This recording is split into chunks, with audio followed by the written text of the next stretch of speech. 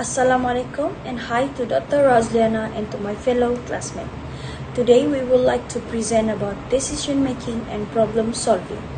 Before we begin, let me introduce myself and my group members. My name is Noor Hazwani, along with Azrul Hanif, Nur Farzana Alia, Muhammad Amir Hazim, and the last one is Muhammad Firdaus. We will proceed to the first slide. The nature of decision making is to make an effective decision related with recognizing when a bad decision has been made and quickly responding to mistake is a key ingredient in organizational effectiveness. According to some experts, that decision making is the most basic and fundamental of all managerial activities. Decision making also is most closely linked with planning. However, it is also part of organizing, leading, and controlling. Next, what is decision making?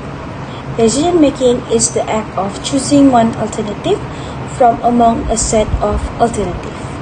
For example, we have to decide first that a decision has to be made, and then secondly, identify a set of feasible alternatives before we select one.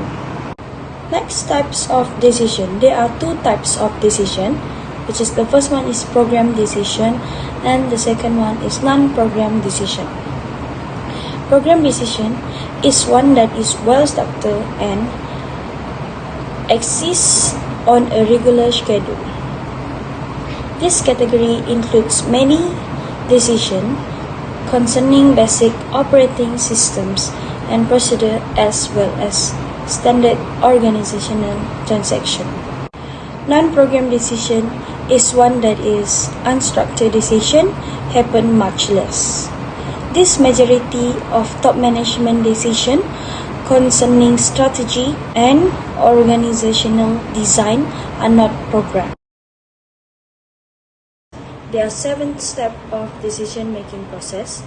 The first step is identify the decision. This first step is very important. You need to make a decision and try to clearly define the nature of decision you must make. Second step is gather relevant information.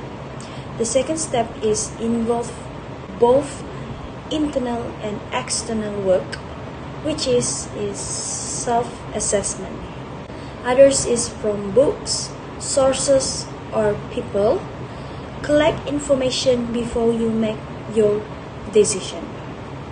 Third step is identify the alternative. In this step, as you collect information, you will most likely identify several possible causes of action or alternative. You can also build new alternative using your imagination and additional information. In this step, you will list all possible and desirable alternatives. Step 4 is evaluate the evidence. In this step, imagine what it would be like if you carry out each of the alternatives to the end.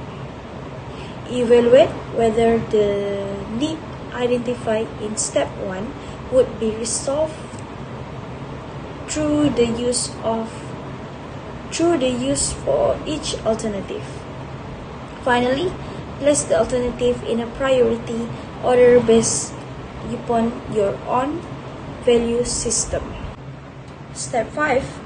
Choose among alternatives. In this step, after you have considered all of the evidence, you are ready to choose the alternative that seems to be the best choice for you. Your choice in this step will certainly be similar to the alternative that you place at the top of your list at the end of step 4.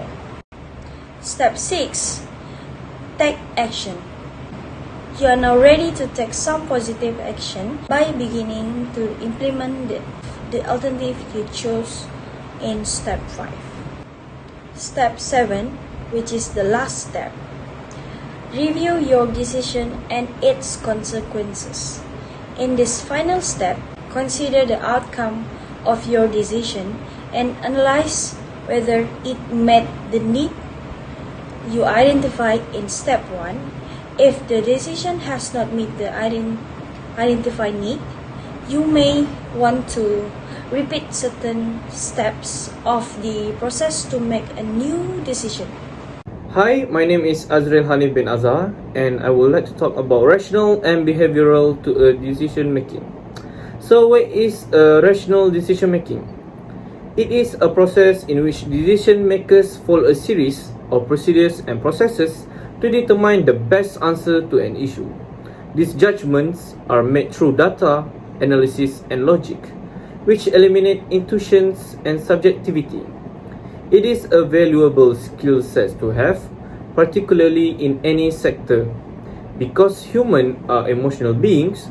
Attitudes and opinions can affect the sense of reality. So, what is the function of rational decision-making model? The rational decision-making model's most fundamental application is to provide a consistent approach of decision-making. This might be used to standardize decision-making throughout an organization or to guarantee that all managers have access to the same information when making decisions. So, let's proceed to the 7th step of rational decision-making. Number 1. Understand and define scope. Solid, accurate data is required to understand and analyze the problem itself. This to let you know how much attention the problem requires. Number 2. Research and get feedback. Determine what is causing the issue and how it may be resolved. You may begin with a brainstorming session with your team. Number 3 is list the choice or option. There will be definitely a variety of option and opinion for dealing with the problem. Analyze all of them to avoid causing further issues. Number 4, analyze the option. Remove those that do not provide any benefit or do not solve any problems. Understand how each of alternative solution that may work out at what are the consequences they might have. Number 5, test it and understand the result. This is the most important thing, and when rational decision-making skills come into play. Choose the best option and test it based off your review of various solutions. Number 6, have a backup plan. If the solution fails to produce the required outcomes, you must have a backup plan. Some say it is unnecessary, but a backup plan ensures that your organization is not affected. Number 7, implement it. Implementing this strategy entails using it to totally fix your present problems or any future difficulties they may arise. Last but not least, non-rational decision-making. Non-rational decision-making is typically utilized when there is insufficient information or time to do study and analysis necessary to apply rational decision-making approaches. Okay, next we go to decision making in organization. First, we look at the types of decision making. The authors recommend improving organizational decision making by categorizing the type of decision to be made. They divide decisions according to their scope and impact and to the level of an organization's familiarity with making them. So here we have 4 types, and the first one is big bad decisions. These types of decisions have the potential to shape the future of the company. For example, decisions about major acquisitions and game-changing capital investment. Okay, the second one is cross-cutting decisions. These decisions are made by different groups as part of a collaborative end-to-end decisions process. For example, decisions on pricing, sales, or new product launch. They require an input from a wide range of different constituents. The third type of decision is delegate decisions. These type of decisions are best handled by an individual or team with limited input from others. For example, decisions about hiring, marketing, or purchasing. Making staff who are closest to the work responsible for those decisions can result in better outcomes. Okay, the last type is ad hoc decisions. The types of decisions are deliberately ignored in their framework in order to focus on the other three areas where organizational ambiguity is most likely to undermine decision-making effectiveness. Okay, in this slide, we have organizational decision-making constraints. The organizations can constrain decision makers, creating deviations from the rational model. Okay, we go to the first point, which is performance evaluation systems. The managers are influenced by the criteria on which they are evaluated.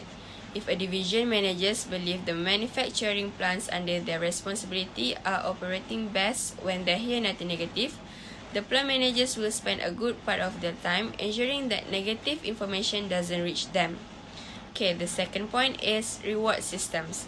The organization's reward systems influence decision makers by suggesting which choices have better personal payoffs.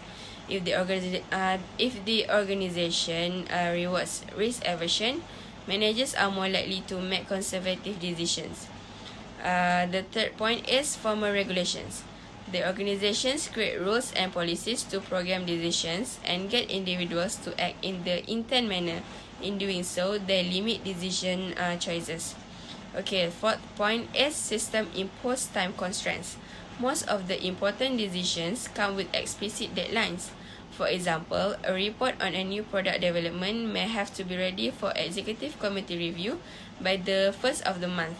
Such conditions often make it difficult, if not impossible, for the managers to gather all information before making a final choice. Lastly, historical precedents. The decisions are not made in a vacuum, they have context. Individual decisions are points in a stream of choices. It is a common knowledge that the largest determinant of the size of any given year's budget in last year's budgets. Choices made today are largely a result of choices made over the years. Assalamualaikum, my name is Muhammad Amir Hazim bin Matsah. Now I will explain about problem solving. Problem solving is the act of defining a problem, determining the cause of the problem, identifying, prioritizing, and selecting alternatives for a solution, and implementing a solution. Besides that, those who are good at problem solving will be able to move the company forward more effectively. Those who lack problem solving skills will inevitably recommend ineffective solutions to critical business issues, solutions that will either fail to resolve or complicate the underlying issues. Next, we will go to steps of effective problem solving in organization. First of all is problem definition. It is to identify problems through problem formulation and questioning. The key is asking the right question to discover root causes. The second one is brainstorming. During this process, assumptions are uncovered and underlying problems are further revealed.